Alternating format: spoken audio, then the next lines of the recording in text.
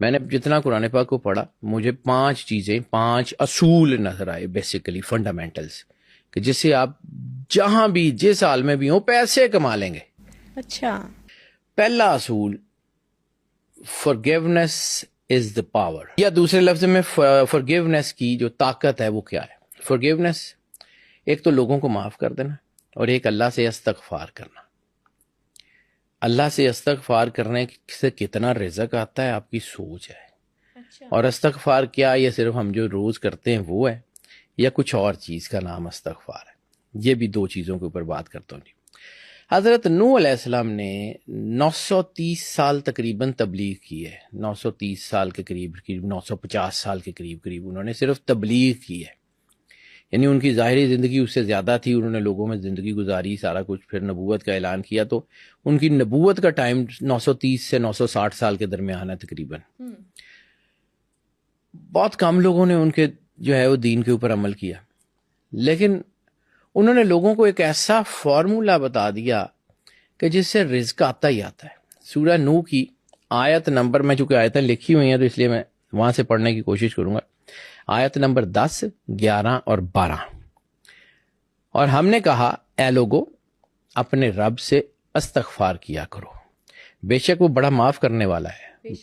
وہ تم پہ موسلا دھار بارش بھیجے گا اور تمہارے مال سے اور تمہاری اولاد سے تمہاری مدد کرے گا اور تمہارے لیے باغات بنا دے گا اور تمہارے لیے نہریں بہائے گا.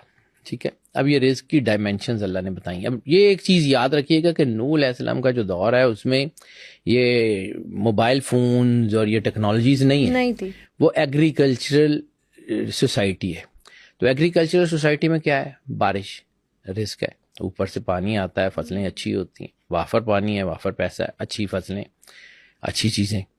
پھر اس کے بعد تمہارے لیے باغات بنا دے گا, یہ پھل فروٹ محنت زمین کے اندر.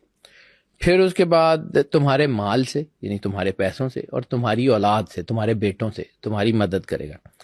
یعنی اچھی اولاد جو ہے اس کی تربیت یہ بھی رزق کے ذمے میں ہے. مطلب ایک باپ ہے, اس کے بچے جوان ہو گئے ہیں تو وہ بچے اس کے ہیلپنگ ہینڈ ہے نا, اس کے ساتھ کر رہے ہیں. اب سورس آف انکم بڑھ گیا نا. یعنی اللہ کیا کہہ رہا ہے, میں تمہاری مدد کروں گا, تمہیں خوشحالی دوں گا. خوشحالی کیا دوں گا, ایگریکلچر کے ذریعے. اور کس وجہ سے دوں گا, تمہارے باغ بناؤں گا, تمہیں یہ کہوں گا. وجہ کیا ہے ان سارے انعامات کو دینے کی, استغفار. اب استغفار صرف یہ استغفر اللہ ربی من کل ذنب واتوب الیہ زبان سے کہنا.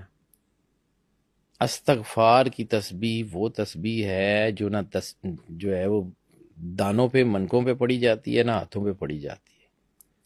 استغفار کی تسبیح دل سے ندامت کیجیے. استغفار کی تسبیح آنسوؤں پہ پڑی جاتی ہے.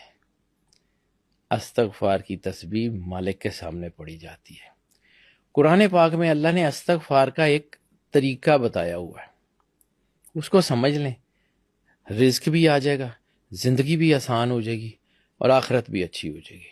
ایک طریقہ, یا رسول اللہ یہ اگر اپنی جانوں پہ ظلم کر بیٹھیں, اپنی جانوں پہ ظلم کر بیٹھیں اور اپنے گناہوں پہ پشیمان ہو کے آپ کی بارگاہ میں پیش آ جائیں, یعنی آپ کی بارگاہ میں پیش ہو جائیں, تو اللہ کے رسول کو چاہیے گا کہ ان کے اوپر مہربانی کریں اور ان کو معاف کر دیں.